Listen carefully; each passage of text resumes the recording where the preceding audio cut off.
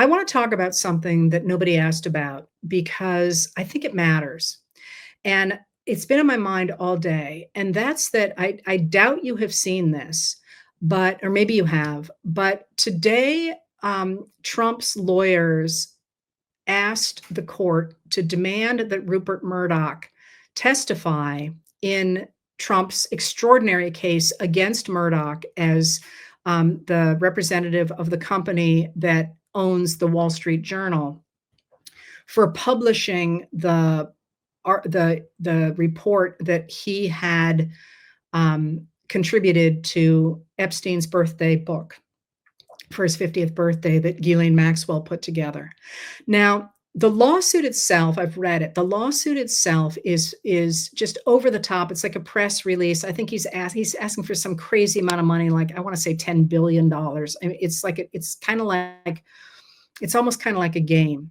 But the reason I bring up this is because this request today is because it was nasty, and nasty in a really interesting way, in that he literally says, we need to interview him really quickly.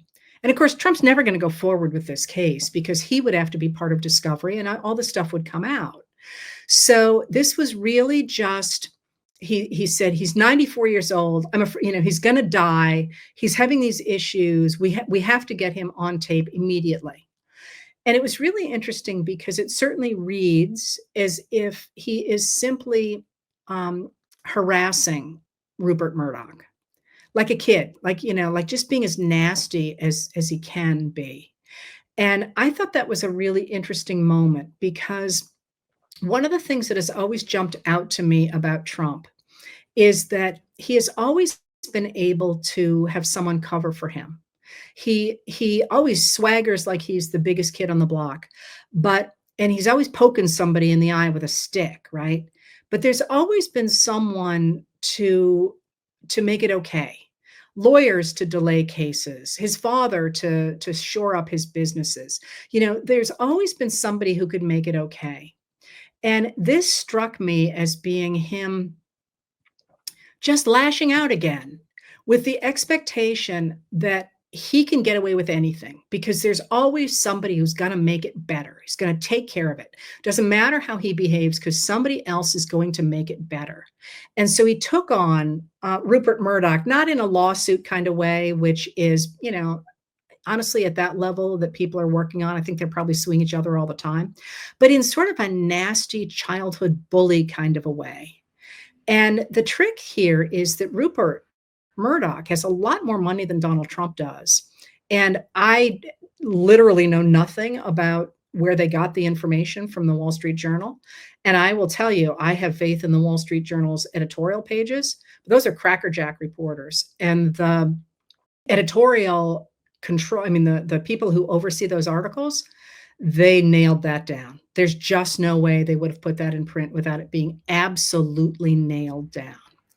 And the reason that I mention that is because it struck me seeing that Trump poking it at two things struck me. One, that Trump is one of those guys who never has had to take the fallout for his decisions.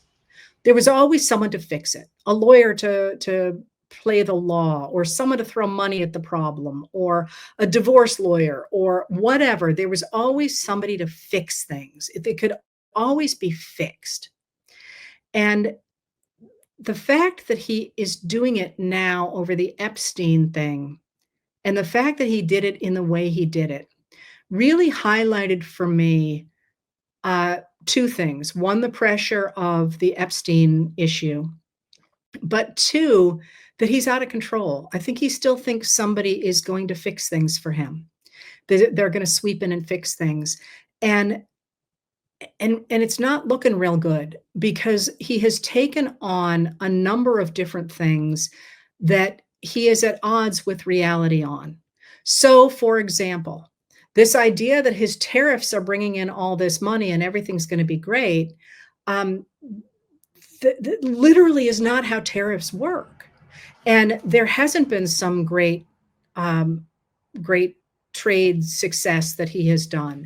And prices are going up. I saw somebody saying something the other day, "Oh, look, prices are down." I'm like, "I don't know where you're shopping, but, the prices are going up across the board, and the tariffs haven't really even hit yet. They're supposed to hit on August 1st."